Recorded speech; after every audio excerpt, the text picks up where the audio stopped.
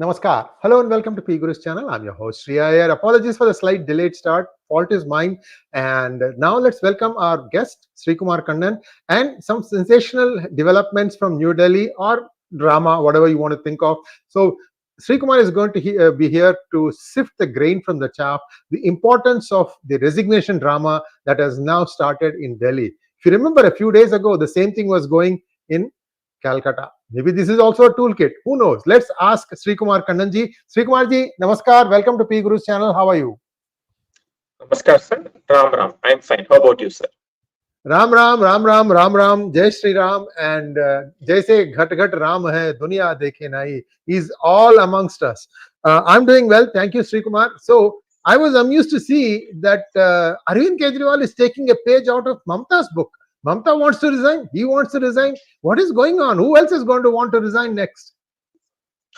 There are two things, sir. One is offering to resign, and the second is actual resignation. So what we are seeing now is Arvind Kejriwal has announced that he will be resigning in 2 days, and he will be holding MLAs, elected representatives of Delhi Assembly, and he will be announcing the new chief minister. That is what the proposal is. But still there is a part 2 for this. We can expect another Sonia Gandhi episode here, that she will be offering to resign and all people will be falling at her feet and say that please don't resign.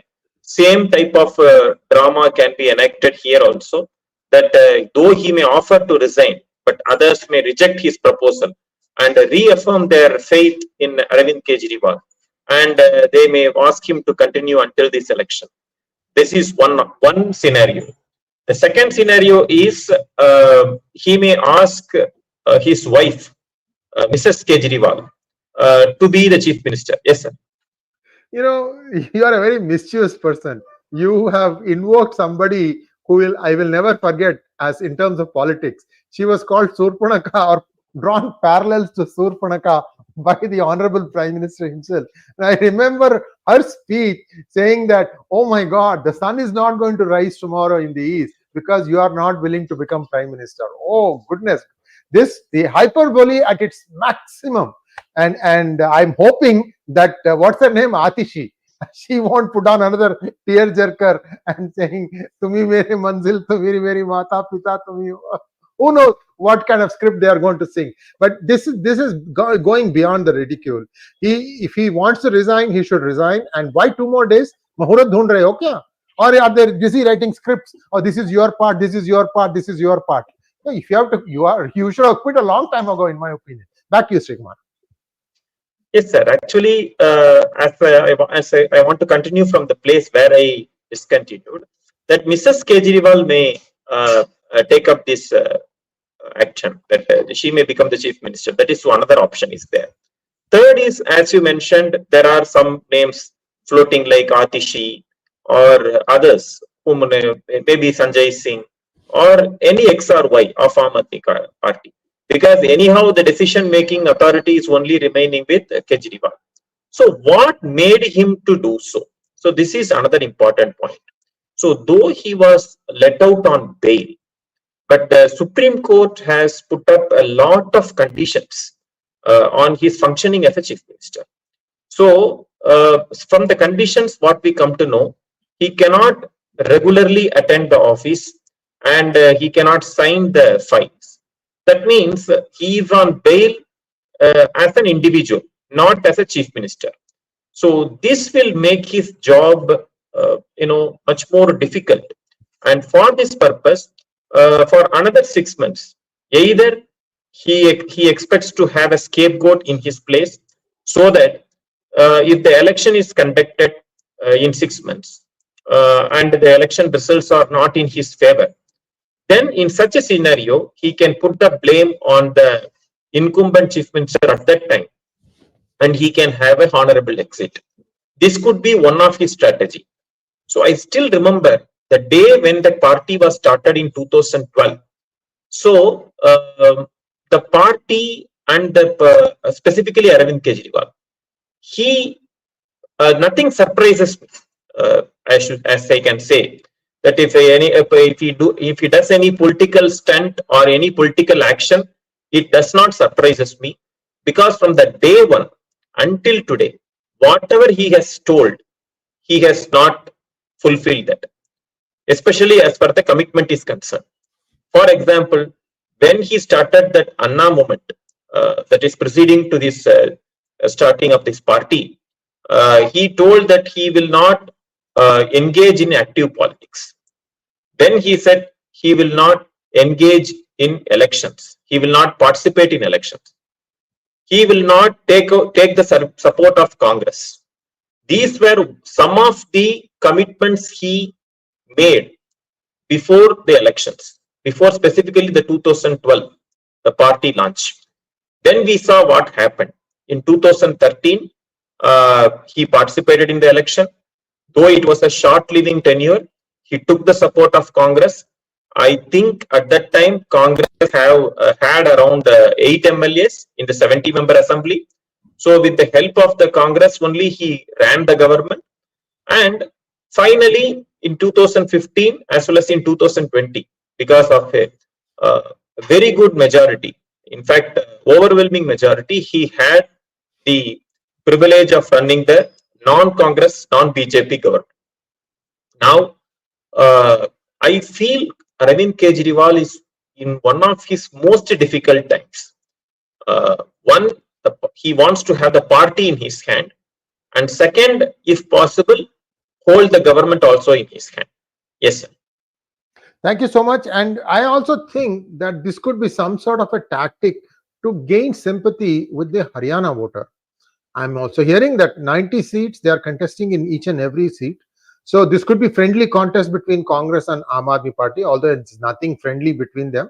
Although, see, these are all politics. You can never say what is expressed outside is what is being thought inside. Most of the time, the two are contrary to each other. So we have to wait and see if that is also another thing that he could be trying to invoke. He's a crafty guy.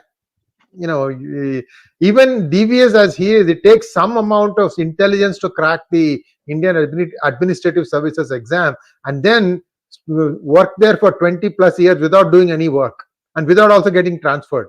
It takes a lot of craftiness to do all these things. So I do have that grudging admiration for this fellow. Questionable that his morals may be. So let's move on to the next topic. Yechury. Sitaram Yechury passed away this week. Our condolences to his family. Very colorful person in the sense that, you know, when the Congress was in power during the UPA rule, he was always ready with a comment. And one of the leading television anchors said that, you know, if we need a soundbite first thing in the morning, only he was available. Evidently, he used to arrive early at the parliament, and he was always available for a note. So that way, he became a very popular person. Talk to us a little bit about why you feel that he was more a Congressi than a Marxist. So, regarding the General Secretary Sitaram Yechury of Communist Party, he passed away, and so he is one of the sitting General Secretary who has passed away for Communist Party, CPM. So, CPM has a unique structure. It has a Keralite and a non-Keralite on a rotational basis who held the helms of the Communist Party as a party General Secretary. If you see now, Sitaram Yechury is a non-Keralite. His predecessor, Prakash Karat, was a Keralite. Before Prakash Karat, it was Harkishan Singh Surjit. He was a non-Keralite. Before Harkishan Singh Surjit, it was Namboodiripad, who was a Keralite. And before Namboodiripad, I think it was Ajay Ghosh, who was a non-Keralite. So the party comes in that fashion. So when Prakash Karat term ended, so Sitaram Yechury made a lobby to pitch himself as a General Secretary. So he actually rallied behind the non-Keralite lobby, including that of Bengal, Tripura, Andhra Pradesh, Tamil Nadu, everybody in his favor. So that made at that time, I believe it was Kodiyeri Balakrishnan. So he pitched out of that race, and obviously Sitaram Yechury became the party General Secretary.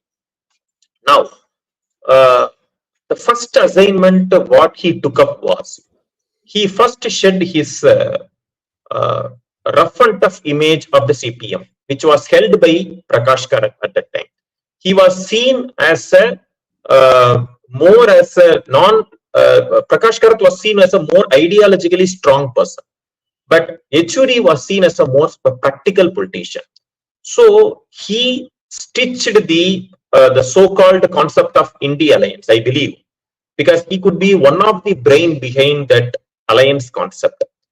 The making all the opposition parties to sit in one drawing room, having a common name, label, be it anything, and drafting the party's manifesto, and having a pre-poll and post-poll alliance scenario. These were some of the brainchilds of Sitaram Yechury. And it was him who was the man behind the 2004 arrangements. If you all remember, Congress couldn't get the full majority or the pre-poll majority on its own during 2004. It was around 60 members strong Communist Party that lended the outside support. Because of that reason, the UPA government that survived. So he was seen as one of the advisors of Rahul Gandhi. So I can see the demise of Sitaram Yechury is hurting Congress more than that of CPM.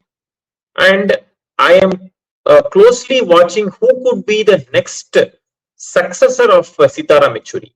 If it could be from a Kerala lobby, as the term goes, then it will strengthen the position of Pinarayi Vijayan, obviously. And the person who is going to sit there, he could be guiding the CPM for another 10 years. And if it's a Kerala lobby who makes it as a general secretary, what will be the relationship between Congress and the CPM? Will it be the same that of Sitaram Yechury's time? So these are the interesting things which will be unveiling in the days to come. Thank you so much. And now let's take a look at some things that are happening in Tamil Nadu. Tirumavalavan, this man is a man of many colors. This is my personal opinion. He's rumored to be a Christian walking in a scheduled caste clothing. He is rumored to be funded by many foreign agencies. In fact, there are videos on YouTube of him going to London and many LTT sympathizers essentially shouting at him for taking their money and not doing what they wanted him to do. All this stuff is available on YouTube. Well, it could be stage managed. So I'm just saying that this is available. Man of many colors, let's put it that way. I mean, if people implement rules strictly, this man would have lost his seat because he is allegedly not a scheduled caste person anymore. But he wants to show. See, he is like our Kejriwal. In a Hindu lane, he will chant the Hanuman Chalisa, and in a Muslim lane, he will say Allahu Akbar. Same thing here. Scheduled caste to get the schedule to identify there, and in the when it comes to praying, it is a different religion, allegedly. So this man now is getting restless, and I can see why. People complain from many of the Christian organizations that there is an insidious plan to try and grab control of especially those church denominations that are sitting on a lot of property, real estate, and other donations. And they all are grumbling that the traditional Christian is being unseated by somebody else. And you connect the dots, guys. This is what my information is. Now, the idea here is to somehow grab power. At the end of the day, that's what it is, right? So is this what is going on now? Will Tiruma defect from the DMK alliance and join with ADMK? But what about the other option, which I think is also emerging, and you can touch upon that after you talk about this, is supposing Congress decides to go on its own with Vijay, actor Joseph Vijay, and they also rope in Tiruma and maybe even Seeman. Think of that kind of a combination also. So two different things. Over to you. So I will touch the political part. if we see DMK ran a very successful alliance from the year 2019, we should say. After it lost its power in the year 2016 because of the split of the opposition vote. In 2019, they regrouped and formed the DMK plus alliance partners, in which all the non-ADMK, non-BJP alliance partners participated, almost all. It includes the Congress, Communist parties, 𝗣𝗂𝘁 party, and 𝗤𝗏𝗼𝗀's party. So here, from 2019 and 2021 assembly election and the 2024 again parliament election, they continued as a one block without any person exiting that alliance. Now, what is happening is 𝗤𝗏𝗼𝗀 is trying to have a bargaining power. That's what I feel. The number of seats offered to 𝗤𝗏𝗼𝗀 during the Lok Sabha, both the Lok Sabhas, 2019 and 24 elections, were 2 seats. And in assembly elections, it was around 6 seats. So this time he wants to have a double-digit seat arrangement. That is one point. And second, because of the ADMK exiting the BJP alliance, so he is showing ADMK as a trump card towards DMK to maximize his bargaining power. So that is what he is doing now. And I won't rule out that whatever you have told, that Congress may use 𝗤𝗏𝗼𝗀 to test the waters. So if he behaves in this way, what will be the reaction? So, if ADMK, 𝗤𝗏𝗼𝗀 and Vijay, they join together, then what could be the scenario?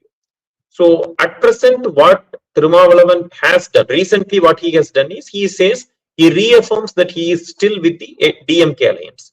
He has no plan to quit the alliance. That is what he is trying to say. But he has given an open invitation for one of his anti-liquor conference, which should say. It is scheduled on October 2, which is Mahatma Gandhi's birthday. So that day he uses that opportunity. So he has given an invitation to ADMK. And whether ADMK will use it or not, that depends upon the time, because still there is a week's time there. But he actually played this to position himself as a stronger alliance partner, want to have more seats within the DMK alliance. Yes, sir. Thank you so much. No, I didn't have any questions. I was just pointing out, I was thinking about one thing, that in Tamil Nadu politics, right, everybody will ally with everybody. Only there will be some polar characters. The polar characters that I can see for the next 5 years may be BJP, ADMK, and DMK. The rest of the groups will just navigate from one place to the other. On any kind of dissatisfaction, they'll go from here to there. So I'm curious whether Seeman is going to continue to hold a lone route, because he's been standing on his own. Although people always say he's a B team off, and then they leave that as a blank. We don't know which party he's a B team of. Even Kamal Hassan's Makkal Needhi Mayyam was supposed to be also a B team of, we don't know who. So do you think Joseph Vijay's party will be a B team of you know who? Sir, it's very premature to comment about Vijay's party, because for the simple reason, he has started the party and there is no word about it. He has launched he announced the party name, he unveiled the party's flag, and later there is no word about him. He is supposed to hold a people's conference in which he will be listing about the party's ideological positions and everything, which we have to wait and see. Now, it's very, very premature to comment about his party. I am still doubtful whether he will make a serious pitch in this election, because the time he is taking, because the election is under politics is a continuous affair, but the time he is giving a break between each political incident to the other, that makes me to doubt about his seriousness in approaching the politics. So we need to wait and see. Thank you so much. We have a few questions, Srikumar. Let's take a few questions now, please. Yes, sir, please. Mangat Ranga wants to know, after Kavitha was given bail, isn't it surprising that it is not surprising that Kejriwal was given bail too? But why is it that most such cases get relief from courts through Kejriwal's bail conditions are strict? See, bail is the norm, jail is the exception. That is India's law. I mean, that is true. I think if there is anything there, they should have acted on the thing instead of just keeping somebody in jail. That's my 2 cents. What do you think, Srikumar? Yes, sir. Actually, so unless and otherwise, after the case are being proceeding in this way, we can feel that Kejriwal cannot be put behind bars for a longer period. So what was established was even a sitting chief minister could be arrested. It was shown first during the time of Hemant Soren, and then now with Arvind Kejriwal. So it all depends upon how the case progress. But the way, because his involvement in the scam, being that it's being alleged that he is the person who formulated the policy, others are only the part of that game plan, but he could be the main conspirator of that game plan. So on that situation, the bail conditions are little bit strict, and we also should assume that now Kavitha is an ex-MP, but here Kejriwal is a sitting chief minister. That could be one of the reason also. Request to all of you to like this video if you have not already liked it. I have a question for all of you. 17th is Modi's birthday. 15th today was Dr. Swami's birthday. Can anyone guess whose birthday falls on the 16th? Politician. Okay, next question, please. Himanshi Mahajan wants to know, there was news about Bangladesh and Pakistan signing a nuclear pact and Pakistan helping Bangladesh in becoming a nuclear armed country. I have no idea or information regarding this specific question. Himanshi ji, the keys to the kingdom are with somebody else. It doesn't matter. They can sign any number of pacts. Nothing is going to happen, in my opinion. Next one, please. Ravishankar SB wants to know, Srikumar, Kejriwal's resignation drama and seeking election in November to fool the people and get sympathy votes? 24 people. So I don't think that sympathy vote work in that way. Sympathy vote, if it could have worked, he could have got that votes in Delhi parliament elections itself. So people won't vote in the same way what they are supposed to vote. So 2015 and 2020 are different scenarios in which the elections were conducted, and the opposition were at tatters actually. There were no strong BJP face in both the elections, and the Congress was relatively weak. So I don't think sympathy will work in his favor, even when the elections are conducted in be it in November or be it in February. Next one, please. Kota Murthy wants to know, Kannanji, can there be a post-poll alliance between Congress and Aam Aadmi Party? Your comments. This is for Haryana. There is a possibility, but so far what it will look like is both will fight the elections alone, because there were efforts to have Aam Aadmi in Haryana elections also in the Congress alliance, but that didn't materialize. Now in parliament election both stood as together. Because of that reason only Congress got around 5 Lok Sabha seats and BJP got around 5 Lok Sabha seats. So we should know how we should see how this Haryana assembly elections goes. How many votes Aam Aadmi Party cuts either for BJP or for Congress. I believe it will be more of Congress votes.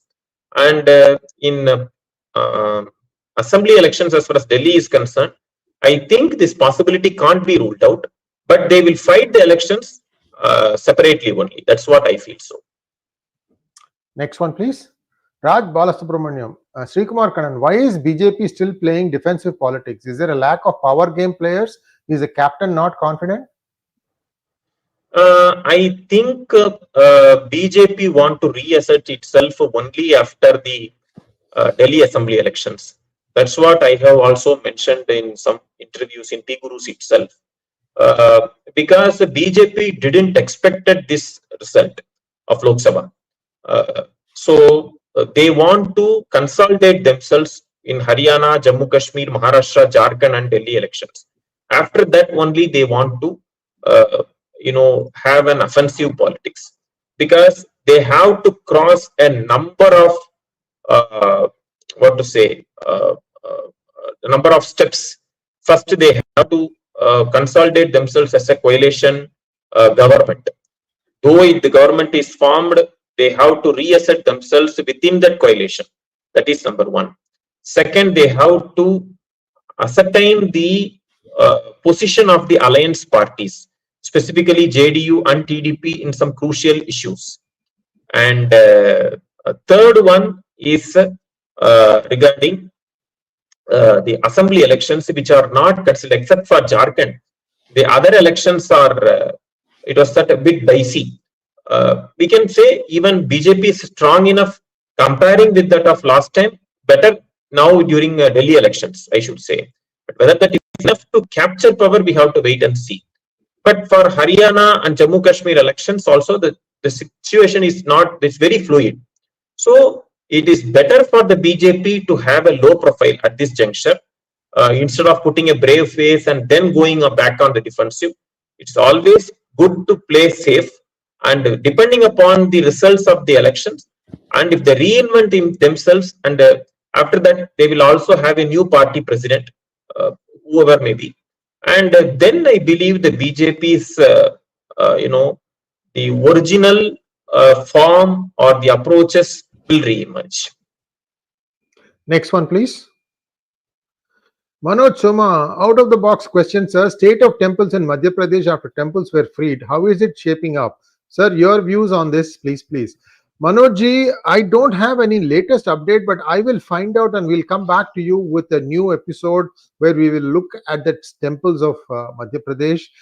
Some development has been done. I think there's in Ujjain there was a corridor made because that's a Jyotirling. And but again, it's sketchy. My information is sketchy. I do know that Bateshwar temples, there was supposed to be a donation or a grant from Sudha Murthy ji to Professor Muhammad, so that he could finish that thing. He has restored 80 of the 200 odd temples that are there in Bateshwar, and that thing is still pending. I don't know if that will ever see the light of the day.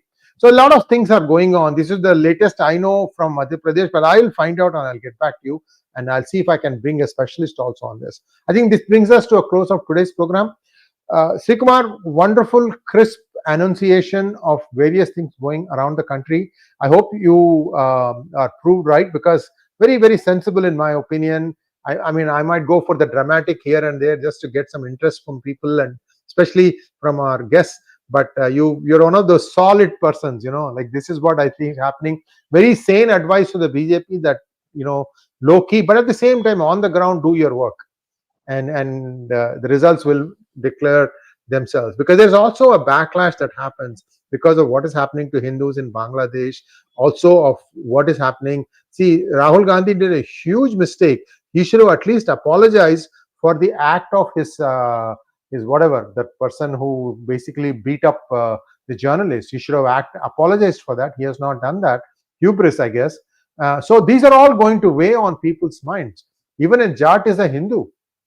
It depends upon how he prioritizes that. First, he should be thinking of himself as a human being.